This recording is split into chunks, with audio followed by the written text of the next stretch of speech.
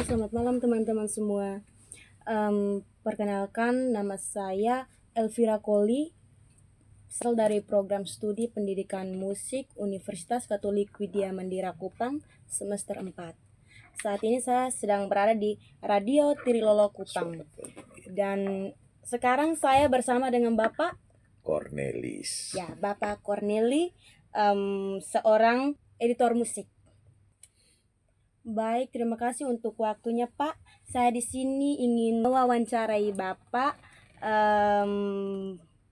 tentang musik.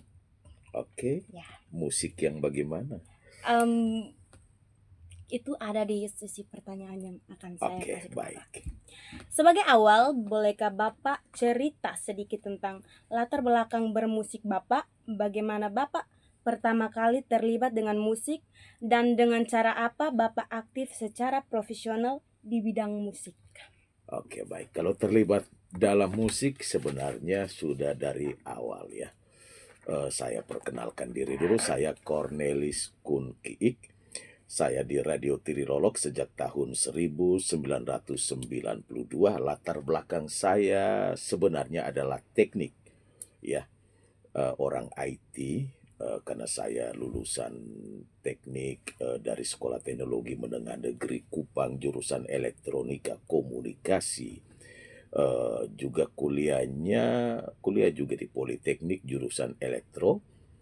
Tetapi soal musik seni ya, seni dan teknik itu eh, dua individu yang tidak berbeda ya. Orang teknik butuh seni, teknik itu seni, seni itu teknik. Ya, teknik dalam berseni, seni dalam teknik itu semua ada. Seperti orang mau membuat satu instrumen musik butuh orang teknik yang membuatnya. Perhitungan-perhitungannya itu orang teknik. Dan memang untuk teknik ini saya sudah lama ya. eh, di dunia rekaman itu juga pas ya. Dunia rekaman itu kan dunia musik. Dunia musik karena rekam itu salah satunya merekam audio walaupun ada rekam visual juga, tetapi kalau audio kebanyakan berkaitan dengan musik.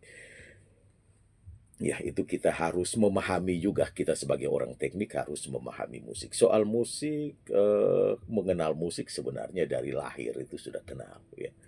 Kita semua dari lahir sudah kenal musik, entah dimanapun bunyi-bunyian yang merdu. Barangkali maaf kalau dia lahir di hutan pun tetap ada kicauan burung, itu kan musik ya, alunan itu kan semua musik. Dan kalau soal latar belakang tentang musik ya, saya bukan penyanyi, saya bukan pemain musik, tetapi saya paham cukup tentang musik karena saya bergaul dengan banyak sekali orang yang memahami dengan baik tentang musik itu. Dan saya lebih banyak belajar itu justru dari sisi etnomusikolog ya. Selain memang ada musik, belajar juga tentang ya, tentang musik itu sendiri secara umum ya, secara umum karena kita berhadapan dengan banyak orang, terkadang kita sebagai operator, editor ya, kita juga berhadapan dengan orang-orang yang luar biasa. Di sini kita belajar ya, yang pernah merekam di Radio Tirilolok, kita perlahan-lahan kita belajar. Kemudian soal mengenal musik ini juga kita orang teknik harus paham tentang frekuensi-frekuensi nada ya.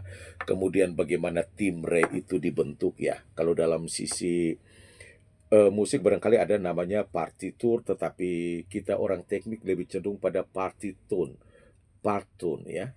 Ya, jadi bagian dari bunyi itu sendiri, bagian dari bunyi. Jadi nada boleh sama tetapi bunyinya kan berbeda.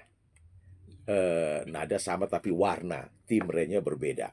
Contoh nada C pada gitar beda dengan nada C pada piano. Timbrenya yang membentuk eh, warna bunyi berbeda. Jadi itu timbre itu frekuensi utamanya ada. Misalnya di nada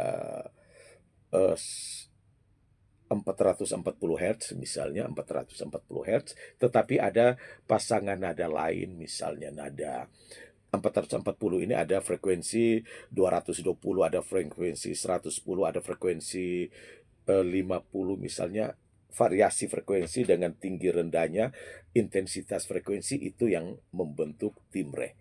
Ya, jadi kita memahami orang teknik sebenarnya belajar musik lebih ke arah itu ya, ke arah bunyi-bunyian, harmoni ya, harmoni bunyi. Kita lebih cenderung ke situ dan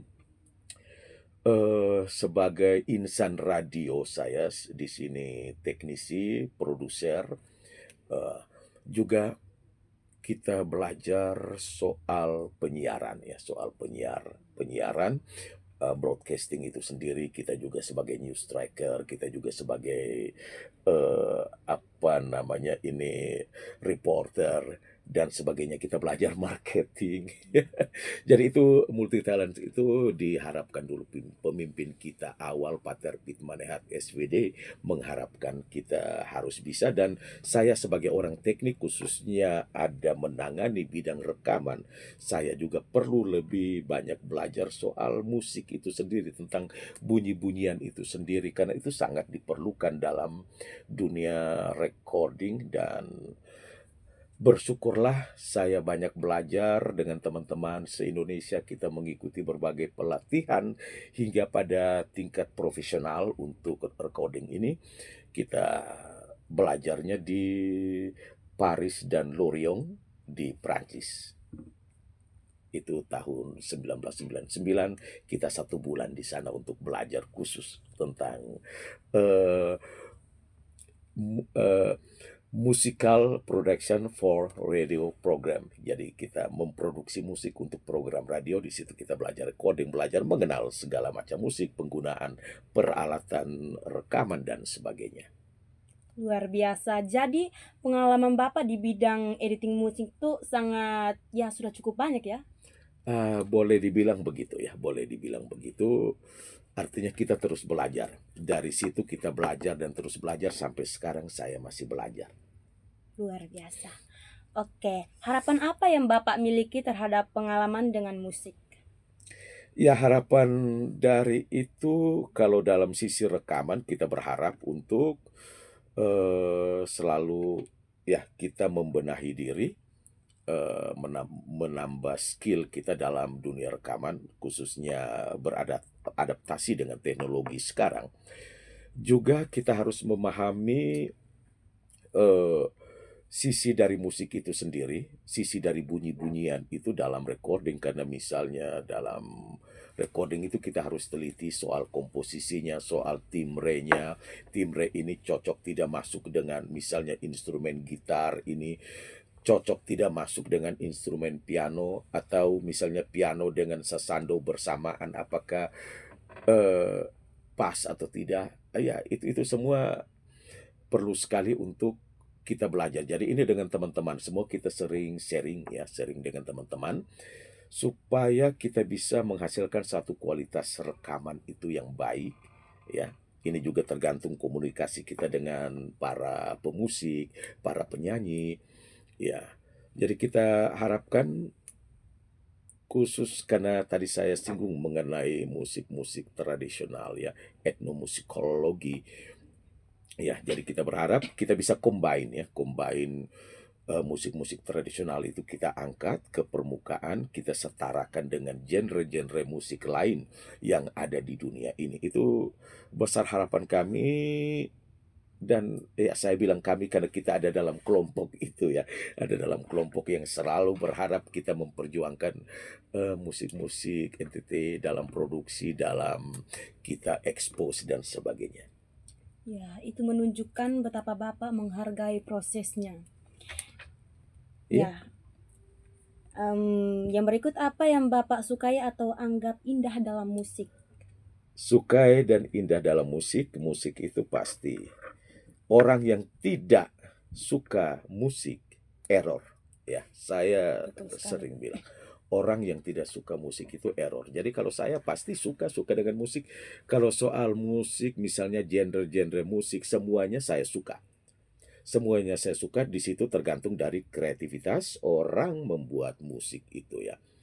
Kalau misalnya dia membuat genre, misalnya lagu dangdut, maaf lagu dangdut itu, mungkin karena terbawa dalam iklim budaya, ya saya dari timur, tidak banyak musik yang mirip dengan dangdut, barangkali tidak begitu kena. Tetapi ada beberapa irama dangdut, mungkin saya lebih cenderung sebut tabla saja, akar akar dari musik dangdut itu. Ada beberapa lagu yang dikemas dengan begitu indah, jadi nikmat juga. Mmm, dan banyak sekali lagu-lagu yang, mereka coba kemas dan hasilnya luar biasa. Dan di situ butuh quality ya, quality dari sebuah, hasil karya itu benar-benar dari hati kalau mau keluar tuangkan semua, itu pasti indah dan memang yang hasil dari satu, permenungan, satu karya yang memang sungguh-sungguh hasilnya pasti oke dan, saya kira banyak orang akan menerima karya itu. Luar biasa. Oke, yang berikut, kriteria apa yang diperlukan untuk menilai sebuah karya tentang estetis? Estetika musik, kita bicara lagi estetika. Estetika ini ya nilai ya, soal nilai. Soal nilai, kita ini jawabannya sangat fleksibel ya. Karena soal musik itu soal hati, soal rasa, yang pertama, yang kedua memang ada aturan-aturannya ya, ada aturan-aturannya.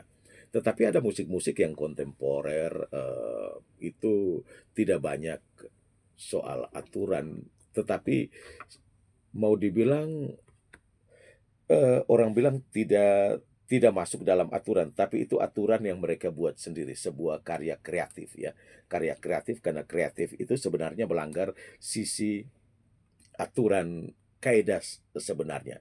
Misalnya ya huruf A lazimnya menulis misalnya A besar seperti ini. Tetapi orang kreatif membuat mungkin dia ukir lagi, putar lagi, tak, baru sudah di luar kaidah, tetapi orang melihat indah itu, ya. Nah, ini dalam musik pun demikian. Jadi kalau kita menilai suatu musik dari estetika, yang pertama itu, kalau kita mengikuti aturan-aturan tentu itu terbiasa dalam lomba-lomba ya, lomba-lomba musik atau lomba lagu, lomba cipta karya dan sebagainya. Itu kan ada kriteria yang sudah baku, misalnya vokalnya seperti apa, musik yang digunakan bagaimana, komposisinya bagaimana, apakah mereka bernyanyi tepat dengan nada atau tidak, pitch-nya pas atau tidak, atau mereka bernyanyi memilih nada dasar itu pas atau tidak. Itu kan, kalau dalam kriteria baku. Tetapi kalau secara umum, eee, saya lebih cenderung itu, indah, nikmat didengar dan ya artinya kalau lagu musik itu kalau sampai meresap ke dalam jiwa kita, itu sebenarnya mereka, menciptakan dengan satu hasrat yang besar bahwa karya ini mereka berharap semua orang bisa menikmatinya. Wah, penjelasan Bapak soal estetika itu sangat membuka wawasan. Iya. Em, yang berikut, apakah ada sesuatu yang tidak Bapak sukai atau tidak terlalu Bapak sukai dalam musik? Dalam musik yang pertama, ada teman-teman yang wawancara juga seperti itu, saya selalu katakan yang pertama, no for plagiat, ya, jiplakan. Itu saya, maaf, sangat anti, ya. Plagiat artinya musik-musik yang sudah ada, mungkin ada lagu seperti lagu Help Me Make It Through the Night, ya Christopherson, tapi mereka ganti syairnya, mengambil notasinya, kemudian mengganti jadi cicak-cicak di dinding. Kalau ada yang putar itu, maaf saya alergi. Maaf saya alergi, minta maaf kalau ada yang membuat itu. minta maaf saya alergi, karena itu kita tidak percaya diri, kita tidak berkreasi, kita hanya mencontek karya orang. Kita tidak, ya, tidak ada niat kita untuk berseni. Itu memang kalau kita mau bilang seni ya seni, tapi seni mencontek. Tidak bagus lah. Itu yang pertama, untuk plagiat saya paling tidak suka. Kemudian yang kedua itu dalam soal, ya kalau kita masuk ke estetika bermusik, biasanya ada yang memaksakan warna vokal pada musik tertentu, dia punya karakternya, karakter vokal termasuk timbrenya, timbre vokalnya itu, suaranya itu mereka paksakan pada karakter tertentu. Misalnya dia bukan penyanyi rock, tetapi dia memaksakan untuk bernyanyi rock. Ya, kan kita tahu kan karakter kalau rocker itu kadang-kadang dengan serak dan sebagainya. Tapi dia nyanyi suaranya terlalu halus untuk rock. Ini kan tidak pas. Iya. Jadi ini bukan tidak suka, bukan bukan sebenarnya bukan tidak suka, tapi saya mau sampaikan bahwa itu tidak pas. Sebaiknya bernyanyi dengan karakter diri sendiri. Kalau misalnya lagu itu Anda tidak bisa bernyanyi dalam versi rock, bernyanyilah coba dengan versi Anda. Barangkali lagu yang tadi rock dibuat jadi country, tetapi pasti ensemble musik yang mengiring jadi berbeda. Eee, kan banyak sekali lagu-lagu yang, awalnya lagu pop dibuat jadi reggae, awalnya pop dibuat jadi country, awalnya pop dibuat jadi barangkali dibuat, sedikit klasik dan sebagainya, itu bisa saja. Jadi teman-teman tolong jangan plagiat, no plagiat. Yes. Ya, kita harus menghargai karya orang lain. Ingat itu. Oke, yang berikut, dapatkah Bapak jelaskan apa yang musik lakukan terhadap Bapak pada tingkat emosional? Pada tingkat emosional, musik itu ya, pada tingkat emosional khususnya musik-musik klasik ya. Klasik mulai dari zaman apa ya, zaman barok 1600 1750 tahun itu ya. Itu musiknya kan lebih banyak polifoni ya. Kalau zaman itu, zaman barok itu dia lebih melodinya melodi polifoni. Jadi campur berbagai model melodi yang digabungkan itu sangat menggugah perasaan kita ya. Kalau saya biasa malam-malam tidak selalu, kalau ada waktu itu memutar lagu-lagu seperti itu. Jadi polifoni seperti itu pun tidak hanya pada klasik, sebenarnya pada nyanyian-nyanyian tradisional kita seperti TB Malaka ya, atau di Belu pun ada ya. Di Belu banyak sekali ya, Belu Utara, Belu Selatan, kemudian ya Bonet itu timur rata-rata, kemudian ada Gawi, ada Teke itu dari apa Ngada sana, Teke Anageo dan sebagainya. Itu kan musik-musik polifoni yang kalau kita dengar dengan seksama bagaimana ritmenya, bagaimana melodinya, melodi yang polifoni satu dan lain sahut menyaut. Wow, itu luar biasa, merinding kita. Ya. Jadi sebenarnya musik menginspirasi kita. Musik yang tenang membuat kita tenang. Musik yang gegap gempita buat kita semangat. Musik yang slow relax itu membuat kita lebih lebih rileks. Ya, berarti musik itu sangat menyentuh Menyentuh Bapak ya, kalbu. menyentuh kalbu. Ya, seperti itu. Ya, merasuki jiwa, Ya. menyentuh kalbu itu musik. Iya, iya, dan itu tidak hanya dalam teknisi ya. Kalau proses ya, pada saat proses editing pun bisa. Proses editing ya, dalam Ya, proses editing pun kita saat mengedit itu kan bukan hanya skill kita bagaimana menggunakan peralatan, tetapi skill kita, perasaan kita mendengar. Jadi mendengar, kalau saya mengedit itu tidak hanya kita telinga saja, tapi suasana hati merasakan lagu itu. Jadi kalau misalnya edit satu lagu, apalagi lagu itu sudah ada dinamikanya chord, misalnya masuk vokal satu, vokal dua, vokal tiga dan sebagainya ya tenor, alto, sopran, bass atau tambah lagi combine lagi gabung lagi dengan mungkin apalagi mezzo sopran dan sebagainya. Ya itu kita butuh ketelitian dan kenikmatan mendengar yang baik. Jadi kalau satu lagu itu saya sudah edit, biasanya lepas dulu saya keluar, refreshing di luar dan kembali dengar lagi. Kita coba keluar dulu karena kadang-kadang musik sudah merasuki kita. Jadi suasana hati kita masih terpengaruh dengan bunyi-bunyian tadi. Kita harus keluar refreshing, masuk lagi, baru kita lanjutkan mengedit. Kalau kita lanjut terus nanti tidak akan dapat hasil bagus karena setelah kita misalnya kita oke ini sudah selesai kita keluar. Sampai di rumah barangkali kita coba dengar, ah kok ada salah ini, ada kurang itu. Itu biasanya terjadi. Jadi seperti itu. Jadi kita bekerja kalau dalam dunia recording untuk musik tidak mengandalkan skill menguasai teknologi, tidak hanya itu, perlu perasaan juga. Luar biasa. Jadi, apakah Bapak memiliki strategi khusus untuk terlibat dengan sebuah karya? Oh ya, sebenarnya tadi saya omong itu juga satu strategi ya, strategi setelah mengedit, saya harus keluar dulu. Saya harus keluar dulu. Itu strategi dalam mengedit. Tetapi kalau secara umum karya-karya kita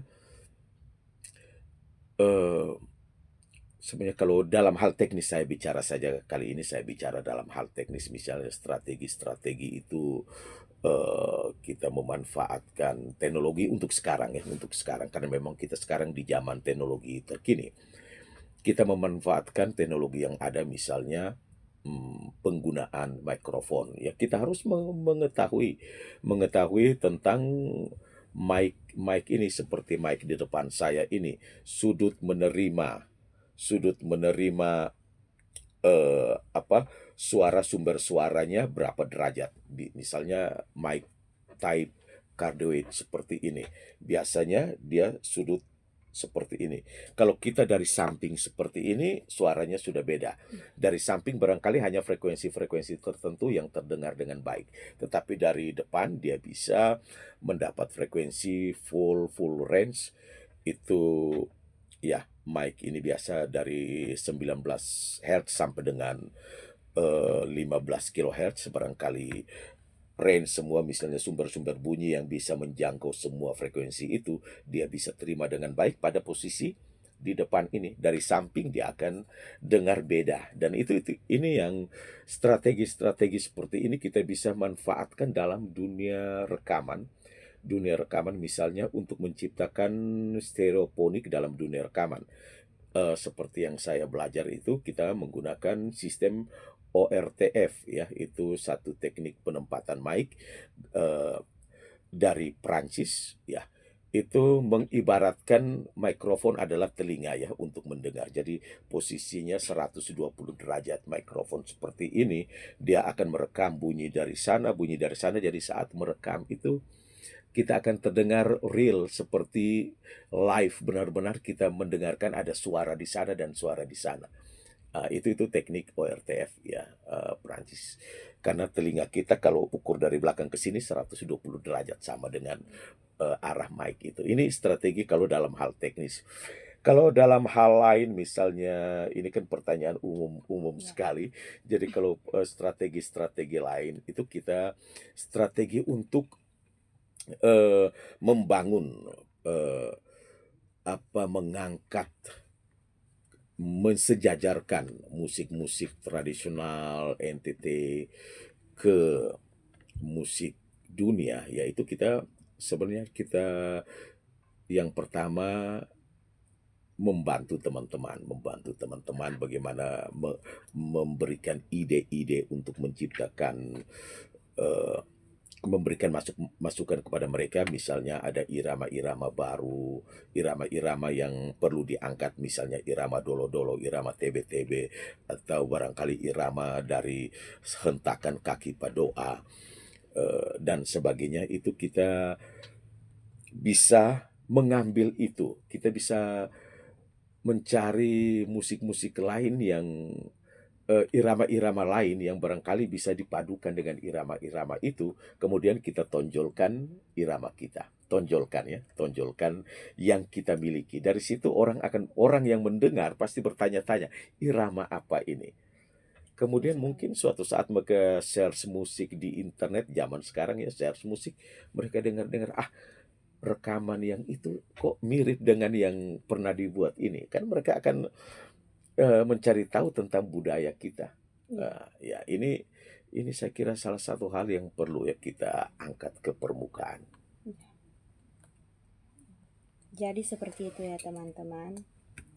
Baik, yang berikut, apa sebenarnya yang dimaksud dengan memahami dalam konteks mengalami musik? Oke, memahami tentang musik itu yang saya bilang tadi.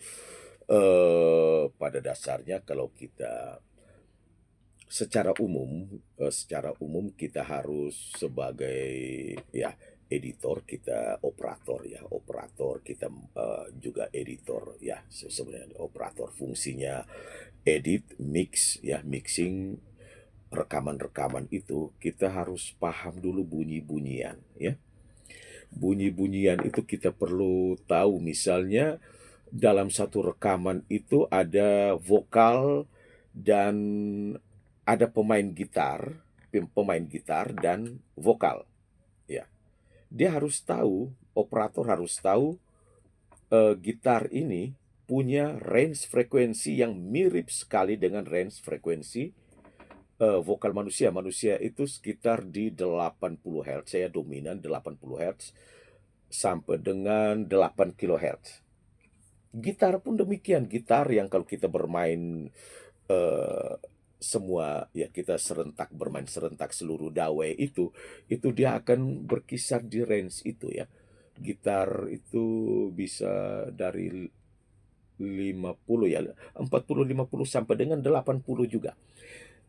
Bisa dipraktekkan, coba bermain gitar, bukan arpeggio ya, bukan kita memetik satu persatu, kita bermain semua. Kalau arpeggio masih dia satu-satu nada, suara vokal kita masih dapat masuk dengan baik. Tetapi kalau misalnya bermain semua dan coba bernyanyi dengan intensitas yang sama, gitar sama, vokal akan tenggelam, kita tidak akan dengar Iya, betul artikulasi. sekali. Ya. Jadi hal-hal itu soal bagaimana kita paham ya, paham tadi timbre. Misalnya timbre ada recording, kadang-kadang kita memberi solusi juga kepada para musisi. Maaf, kadang-kadang para musisi ada yang belum memahami sampai ke sini. Maaf ya, maaf ada. Jadi kita kasih masukan, misalnya mereka memasukkan bunyi kecapi, dalam arrangement mereka ya, masukkan bunyi kecapi. Kemudian bunyi kecapi itu mereka paralel dengan bunyi piano. Nah, ini kan kita mendengar sekilas hampir tidak bisa dibedakan antara piano dan kecapi. Walaupun bermain secara interlocking ya bergantian, itu pun tidak begitu jelas, tidak begitu bermakna. Ya, kita dengar akhirnya sambil lalu saja seperti bunyi yang sama. Tetapi kalau kita bermain misalnya musik kecapi itu mungkin di melodi awalnya kecapi, kemudian mungkin di bagian melodi-melodi lainnya kita sisip dengan melodi piano. Nah, itu barangkali akan lebih kelihatan, apalagi dengan pola bermain yang berbeda. Ya, kita misalnya pola bermain di piano bermain interlocking, di kecapinya di bermain arpeggio. Ya, itu kan orang yang mendengar itu dia akan merasa beda, ya beda. Tetapi kalau bermain tadi seperti paralel itu tidak akan terasa, kita tidak nikmat kita dengar. Jadi ini sebenarnya hal-hal yang perlu diketahui, dipahami soal bunyi-bunyian, soal tadi itu komposisinya mengatur. Ya salah satunya misalnya antara kita merekam suatu ensemble apa band di mana ada drum, di mana ada pemain bass, di mana ada pemain melodi, di mana ada vokal, ya. Itu kan di mana ada rhythm itu kan kita harus atur rhythm jangan sampai menutupi warna vokal. Kemudian drumnya kita atur pas, jangan sampai drum terlalu dominan, tetapi kick drumnya itu kick drum harus imbang, dia harus apa ya, harmoni ya, harus imbang dengan eh, apa bass ya, permainan bass itu bass masuk, kick drum masuk, dia harus setara. Atau melodinya itu kita pada tingkatan vokal, misalnya ada vokal tertinggi, melodi pun juga jangan sampai melampaui itu. Dia ada jenis-jenis musik tertentu yang memang melodi bisa lebih melengking, tapi umumnya dia melodi itu setara dengan lead vokal ya, seperti itu. Ini kan hal-hal yang perlu dipahami. Biasanya soal rasa juga. Ada yang operator memang sudah terbiasa soal rasa, tetapi ini juga satu patokan awal sebelum kita masuk ke rasa itu. Patokan awal kita sudah set, kemudian baru masuklah kita mendengar, oh ini seperti ini, atau faktor ruang, ya faktor ruang. Karena ruang ini juga kalau kita studio itu tidak akustik benar, ya tidak akustik benar. Jadi akustik dalam tanda kutip di sini bahwa dia harus eh, semua range frekuensi dari frekuensi terendah sampai frekuensi tertinggi harus didengar dengan baik. Tidak membuat frekuensi tertentu lebih tinggi. Misalnya ruang kita pada satu ruang aula yang berbentuk bulat, ya itu dia akan cenderung membuat suara bass. Suara bass atau sudut-sudut ruang kalau tidak ada peredam, sudut-sudut ruang itu akan bunyi bass. Kita menghadap ruang dan kita coba bicara, bassnya akan lebih terdengar. Makanya dipasang biasa istilahnya trap bass pada sudut-sudut ruang itu. Nah ini pemahaman, pemahaman kalau dari segi teknis. Luar biasa.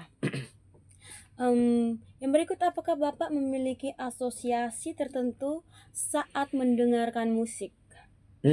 Tentang asosiasi di sini saya cenderung pada bagaimana ide-ide ya. Kita menyatukan ide dalam eh, soal musik ini. Itu yang tadi saya mungkin sudah singgung di awal ya, tentang ide-ide kita mengangkat musik-musik tradisional, kita coba gabungkan. Saya ada juga ya gabungkan pada call stationnya Radio Tirilolok itu, ada gabungkan musik tradisional, kita coba padukan dengan irama-irama lain. Contohnya begini, ada musik didgeridoo aborigin ya, Australia itu kan bunyinya elektron ya, kalau kita mau dengar bunyinya elektron, dia toang tek tek toang teng toang tek toang toang bunyi gitu. Kita pun punya musik yang mirip walaupun dia bukan, kalau didgeridoo kan tiup ya. Tetapi eh, di kita kan ada yang namanya knobe. Knobe ini ya knobe. Anak sekarang barangkali tidak tahu ya. Ya. Ya harus tahu. Itu knobe, ada nama karkate ya, kakate ya, bahasa ada yang bilang kakate untuk di timur ini. Kemudian kalau orang Jawa itu bilang karinding. Jius harp itu musik harpa rahang. Jius harp itu kalau bahasa umumnya jius harp, dia bambu yang dibuat kemudian digetarkan atau ditarik dengan tali, teng teng teng teng teng. Nah, itu kan dia menghasilkan bunyi yang mirip elektron, ya bunyi musik elektron. Jadi kalau ditarik kan bunyi, kalau dia dia resonatornya rongga mulut jadi buka tutup mulut ao, jadi ada bilang knobe eoh ya. Wow wow jadi teng toang papa pang pang pang pang pang pang pum papa ping pang pum pang. Kalau kita itu kan jadi bunyinya elektron sekali. Itu kita bisa gabung pada misalnya zaman sekarang untuk musik-musik rumah, house music itu kan ada elektron. Nah, suatu saat bisa saja kita gabungkan ide itu ya. Ide memasukkan eh, apa tadi Knobe tadi masuk dalam house music bisa sekali. Dan banyak hal ya kita menggabungkan dua ide. Saya lebih cenderung kita mengangkat musik kita ke taraf internasional, itu kita bisa menggabungkan dulu. Ini bisa dimainkan dengan musik mana. Jenis musik tradisional kita ini bisa digabungkan dengan apa. Dari situ kita mengangkat, setelah itu mungkin kita melepas mereka, kita ganti dengan yang punya kita lagi. Akhirnya musik kita ini jadi tren. Ya contohnya musik-musik tradisional seperti djembe, dia jadi tren karena adanya musik reggae. Ya, Ya, jadi orang, "Wih, djembe." Jadi reggae tanpa djembe rasanya hampa. ya, betul Seperti itu. sekali. Ya, ya, ini membuat kami ya lebih banyak mengetahui tentang musik, alat-alat musik. Sebenarnya kami itu ya kurang tahu tentang itu juga sih, Pak. Dan saya juga baru tahu setelah Bapak Bapak memberitahukan ini Ah, kepada. ya. Jadi itu kita mungkin nanti karena kita NTT ini punya kesana musik yang luar biasa. Kalau ke kampung-kampung itu ke desa-desa kita minimal kita lihat misalnya orang meniup suling veku. Itu saja hal yang luar biasa. 4 lubang, 5 nada, kemudian mereka bernyanyi itu kan kalau kita mendengar itu pada suasana misalnya sunyi, tidak ada siapapun, kita sendiri dan mendengarkan itu kan merinding juga. Iya, Kita terbawa jauh sekali ke alam pikir yang jauh sekali. luar biasa. Em, apakah musik menginspirasi Bapak? Sangat.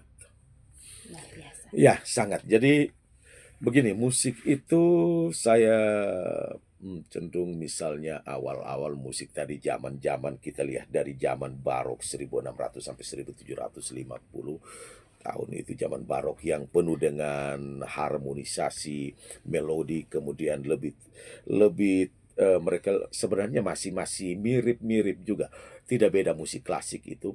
Kemudian zaman yang disebut klasik sendiri 1750 sampai dengan tahun 1820 ya. Itu pun kita lihat di zaman itu dan masuk lagi ke zaman zaman-zaman romantik di tahun 1820 sampai dengan 1900 ya. Itu kita lihat perbedaannya sedikit sekali, tetapi yang pertama lebih banyak dengan polifoninya ya, harmoninya dan begitu gegap gempita musik-musik dan campur salah satu dan yang lainnya. Kemudian masuk lagi ke zaman berikut itu, zaman klasik dia sudah lebih tertib, sudah ada bagian-bagian tertentu yang dimainkan dan masuk lagi ke zaman romantik. Romantik lebih mengandalkan melodi-melodi yang lebih halus. Ya, kita kalau mendengarkan musik seperti itu kan kita suasana kita kan terbawa dalam dalam musik itu. Kita Iya, betul sekali. sangat terbawa. Jadi sebenarnya kita dalam suasana gembira, tiba-tiba kita mendengarkan musik yang sedih, kita pasti akan merasa sedih. Iya, betul. Ya, kita akan terbawa dalam melodi musik itu. Misalnya suasana hati kita gembira, tetapi kita masuk ke satu ruang, kemudian kita mendengarkan musik yang berbeda dari suasana hati kita, kita akan apa ya, terinspirasi lewat musik itu kalau kita mendengarkan dengan seksama kita kan terbawa terbawa ini jadi memang musik sangat, menginspirasi khususnya kalau kita dalam karya musik-musik itu kan membuat kita misalnya sambil bekerja kita mendengarkan musik, musiknya pas, tenang kan kita rasa lebih nyaman kita bekerja, itu untuk saya. Luar biasa. Yang berikut, dapatkah Bapak menggambarkan apa yang Bapak alami secara fisik saat mendengarkan musik? Ya, ya terkadang kita bisa teteskan air mata, tapi kalau lagu-lagu yang hot, lagu-lagu yang mengajak kita goyang, tentu kita juga ikut bergoyang ya. Kita bisa sentak-sentak kaki, kita bisa bangun dan joget-joget. Ini saya kira semua orang mengalami ya, mengalami. Entah dia tidak secara fisik dia goyang barangkali pembawaannya malu terhadap orang-orang lain, tetapi saya yakin dia sangat merasakan itu, pasti secara, fisik pun dia bisa saja air mata jatuh atau apa mendengarkan musik ya. Jadi secara fisik saya kira iya, karena musik itu merasuki jiwa sampai, fisik kita pun ikut terasuk, ikut mengambil bagian dalam kerasukan itu. Ya kerasukan itu. Ya, memang musik itu sangat berperan penting untuk untuk fisik kita. Ya, saat saat kita saat musik itu, kalau musik itu dia semangat, ya reaksi fisik kita juga Iya, seperti seperti itu. itu. Karena Saat ada musik untuk senam, kalau apakah kita senam dengan musik yang tidak begitu, gempita, tentu kita malas jadi senam. Mau senam pakai musik yang kan harus ada ya, musik yang artinya musik yang diciptakan untuk orang harus goyang, orang harus bergerak, dicipta. Ada musik yang dibuat untuk orang harus rileks. Ya, seperti ada musik-musik malah, eee, frekuensi-frekuensi tertentu dari musik itu dibuat untuk, kecerdasan, ya, kecerdasan. Didengar dengan baik dia akan mengolah, otak kiri dan otak kanan. baik, yang berikut, di mana Bapak melihat perbedaan, maksudnya dari mana Bapak melihat perbedaan utama dalam pengalaman estetika musik klasik kontemporer dibandingkan dibandingkan musik klasik? Oh, ya. Jadi tadi saya sudah sebut tentang, musik klasik yang dibagi 3 zaman itu sendiri, barok, klasik sendiri, dan romantik ya. Itu kalau kita lihat, di zaman barok itu kan lebih banyak pada ensemble musik ya, dengan variasi-variasi yang luar biasa membawa kita mood kita berubah-ubah. Kalau di zaman-zaman barok itu kalau kita dengar karya-karya di zaman barok, itu mood kita jadi berubah-ubah. Jadi karena mungkin karena polifoninya ya, melodi-melodi polifoni, eee, sebentar temponya cepat, kemudian dia kembali lambat, eee kemudian apa, mood musiknya misal jadi langsung ke forte, kemudian dia kembali mezzo forte dan sebagainya. Ya, itu memang untuk mood itu masih masih ada pada, zaman klasik.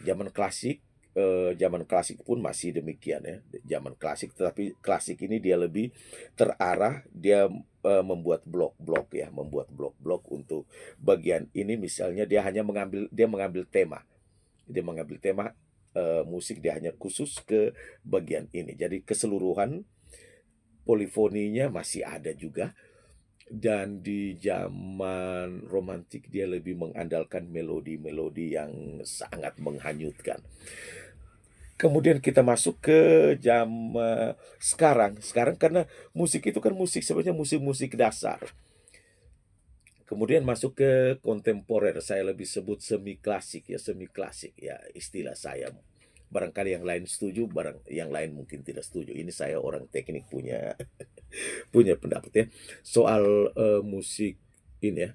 Karena itu kontemporer klasik ini masih banyak, ada yang jazz klasik, ada yang pop klasik dan sebagainya. Ini sudah combine antara musik, misalnya kalau jazz klasik, musik jazz ditambah lagi dengan klasik, dengan tambah klasik, jadi warna klasik itu tetap ada, kadang-kadang ditonjolkan pada semua bagian lagu, tetapi ada di bagian-bagian tertentu dari lagu ditonjolkan. Contoh lagu Bohemian Rhapsody itu kan ada versi klasiknya, ada masuk klasiknya, polifoninya masuk juga di situ.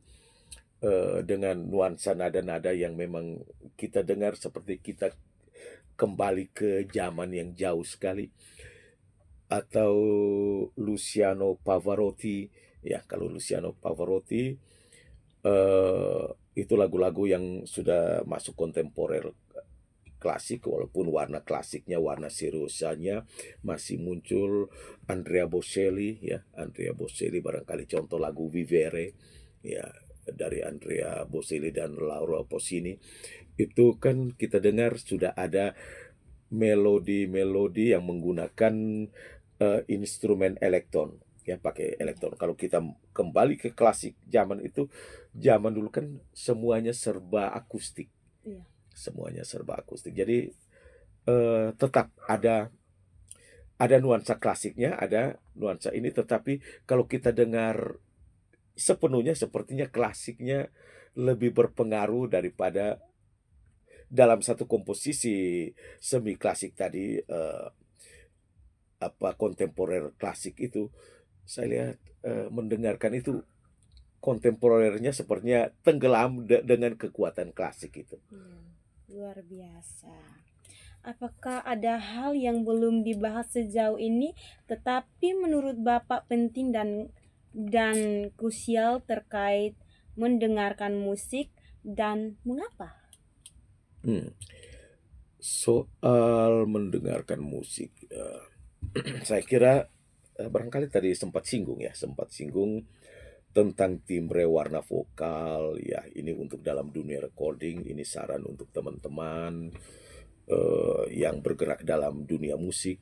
Terkadang membuat musik itu kita perlu mengetahui warna vokal dari si penyanyi, atau musik ini digunakan untuk apa? Apakah dinyanyikan pada paduan suara lengkap, atau ini dinyanyikan untuk vokal grup, atau dinyanyikan solo, atau dinyanyikan duet? Ini semua perlu ya, perlu kita tahu, karena saya bukan pemain musik, tetapi dengan mendengar pengalaman, sharing pengalaman dengan teman-teman yang lain, orang-orang yang lebih memahami soal ini, dan ini juga karena semua orang soal rasa, terkadang terdengar tidak begitu pas, tidak sinkron antara musik dan penyanyinya. Bukan soal dia nyanyinya benar atau tidak, tetapi warna vokalnya tidak pas dengan warna musik yang disajikan. Atau si penyanyi ini karakternya adalah penyanyi pop, kemudian kita paksakan dia harus ke jazz. Ini kan beda ya, penyanyi jazz itu dia punya karakter vokal yang eh, dia bebas enjoy ya, enjoy.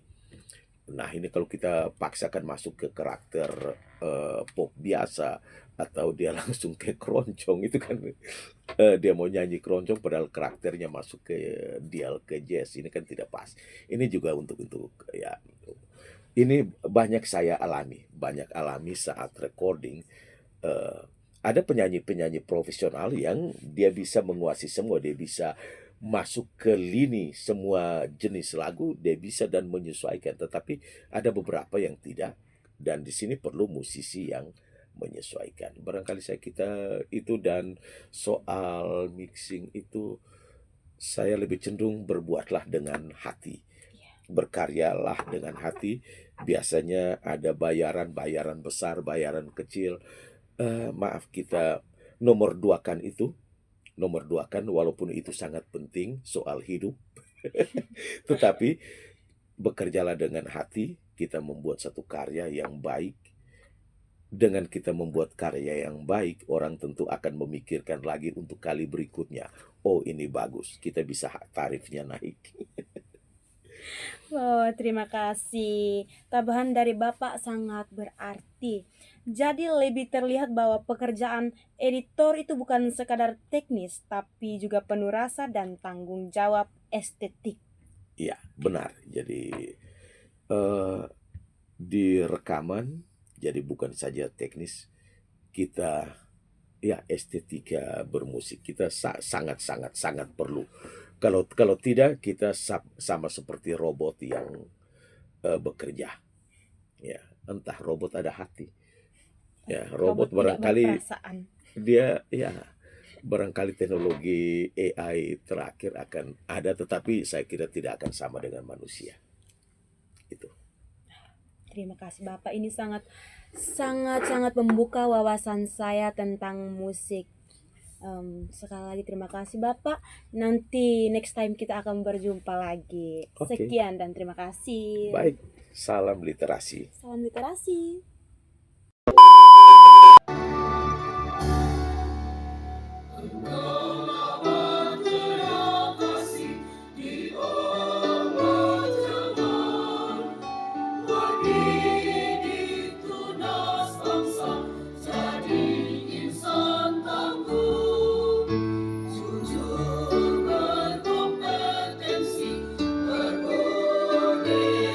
Ini kan ada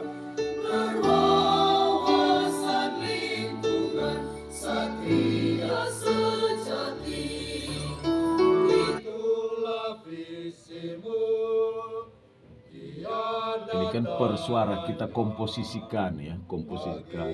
Putra bangsa yang berjiwa Pancasila lewat majestati dan program GSM kau sambung asa, kau rajut rasa. Ini contoh ya, contoh kalau komposisi ya. Ini kita biasa harus komposisikan semua. Kita membuat komposisi-komposisi.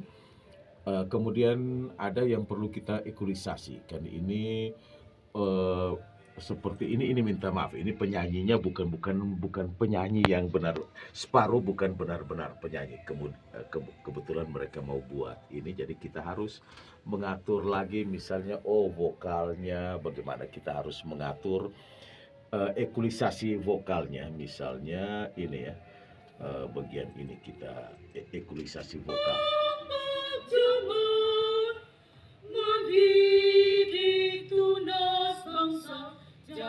Ini kita bisa ekualisasi lagi vokal ya, misalnya ini kita mencari yang lebih pas.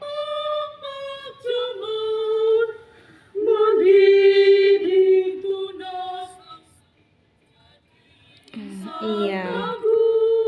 Ya. Jujur berkompetensi, berbudi luhur, berwawasan lingkungan, satria sejati, itulah visimu. Jadi ekualisasi itu akan membuat timbrenya berbeda. Jadi itu tadi kita membuat satu timbre itu bisa dengan peralatan. Tetapi kalau dulu musik klasik yang awal-awal itu kan tidak ada alat-alat seperti ini. Jadi mereka bermain memang benar-benar murni. Beda dengan yang ada sekarang.